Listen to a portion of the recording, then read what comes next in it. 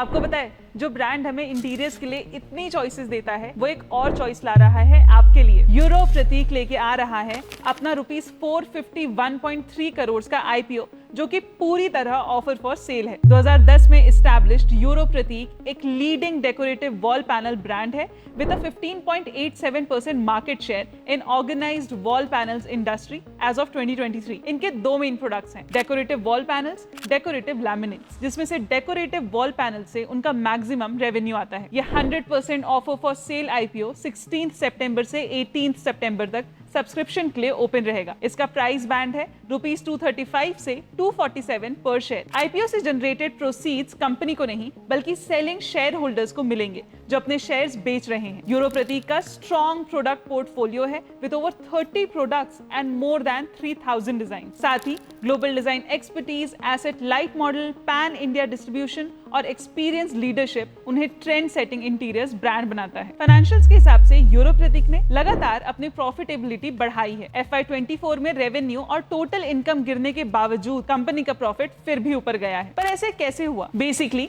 FY24 में expenses FY23 से 23% कम थे, क्योंकि परचेजेस कम हुए, इन्वेंट्रीज कम फ्लक्चुएट हुए और साथ ही एम्प्लॉय कॉस्ट, फाइनेंस कॉस्ट और बाकी एक्सपेंसेस भी कम हुए। अब पॉजिटिव तो देख लिए, लेकिन कई रिस्क को भी ध्यान रखना होगा। अप्रैल 26, 2025 को इनके भिवंडी के स्वागत कॉम्प्लेक्स वेयरहाउस में इलेक्ट्रिक शॉर्ट सर्किट से आग लगी थी, जिसमें 335.94 मिलियन के इन्वेंट्री और 1 मिलियन के एसेट्स डिस्ट्रॉय हुए। करंटली इंश्योरेंस क्लेम पेंडिंग है और इसके अलावा भी टॉप कॉन्ट्रैक्ट मैन्युफैक्चरर पर ज्यादा डिपेंडेंसी बिजनेस के लिए बड़ा रिस्क है। यूरो प्रतीक का बिजनेस मेजरली एक कॉन्ट्रैक्ट मैन्युफैक्चरर शिनिल फ्रेम को लिमिटेड नाम के एक साउथ कोरियन कंपनी से होता है। अगर किसी भी रीजन से इस कंपनी के ऑपरेशंस डिस्टर्ब होते हैं तो इससे यूरो प्रतीक के ऑपरेशंस भी डिस्टर्ब हो सकते हैं। अब सवाल ये है, क्या यूरो प्रतीक इंटीरियर्स के मार्केट के साथ साथ आईपीओ मार्केट में भी धमाका करेगा या नहीं?